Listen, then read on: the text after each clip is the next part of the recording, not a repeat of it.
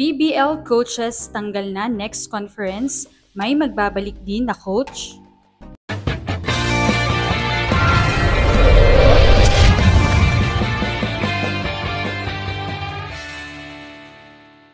What's up, Volleyball Nation? Welcome back to my YouTube channel. Narito ako para magbigay sa inyo ng updates tungkol sa mundo ng volleyball.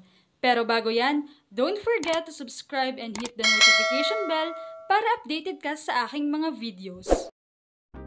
Papalapit na nga sa pagtungo sa susunod na round ng PBL. May 4 ngang team ang maagang nagpaalam na sa tournament. Kabilang nga dito ang Choco Mucho, NX-led Galleries at Cherry Tigo.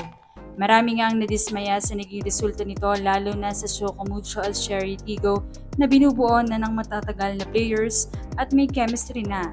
Subalit bakit maaga silang namaalam? Ito ba ay dahil mismo sa mga players, decision making ng coaching staff o talagang hindi ito ang time nila para magpatuloy? Samantala ay usap-usapan nga ngayon ng mga coaches na hindi marirenew sa susunod na conference.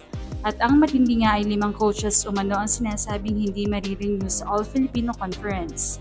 Well, umalingaw-ngaw ang balitang ang isa sa hindi marirenew ay si Choco Mucho head coach Dante Alinsunurin. Ito'y kasunod ng maagang pagkakatanggal ng Choco Mucho sa PBL dahil sa kanyang hindi magandang desisyon at mabagal na game adjustment.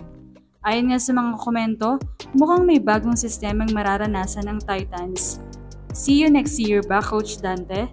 Well, kung hindi totoo na hindi ka marirenew at ikaw pa rin ang coach ng Titans, sana yung result ng conference na to magising ka sa katotohanan your system isn't working sa OB-Gels.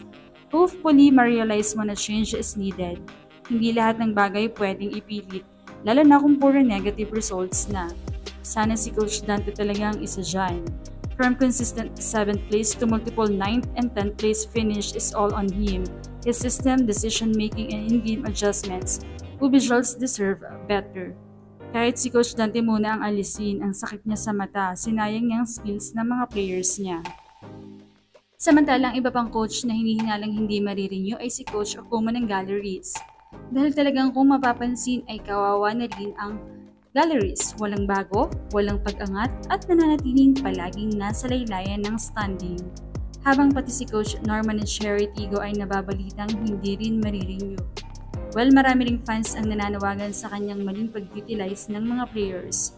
Ayon sa mga komento, Cherry, kunin nyo na si Taka please or si Coach Taka para yung mga players dyan sa Cherry na tatamad-tamad ipag-trading niya kahit Sunday, tulad ng ginawa niya sa Akari nung siya ang humawak.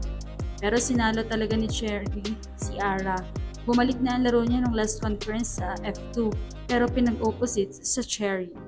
Tinitingnan din na hindi marirenew ay si Coach De Brito na maaaring magkaroon ng conflict dahil siya pa rin ang coach ng Alas Pilipinas na magkukumpete sa December para sa 33rd SEA Games. Tinitingnan din si Van Sickles o mga coach ng Petrogas na mismong si Brooke na anak nila ay tila nawala rin ang laro dahil sa kanilang mga decision making. Well, talagang maaaring kailangan na ng bagong sistema ng mga teams na talagang hindi nag-i-improve o kaya naman ay mga teams na nasa taas na pero bumababa ang laro dahil sa maling decision making ng mga coach.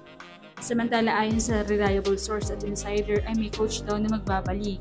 Ito na kaya si Coach Roger na magbabalik sa Capital One? Sana nga raw ay bumalik na ito sa Solar Spikers dahil to be honest, mas alam niya kung paano gisingin ang mga players niya.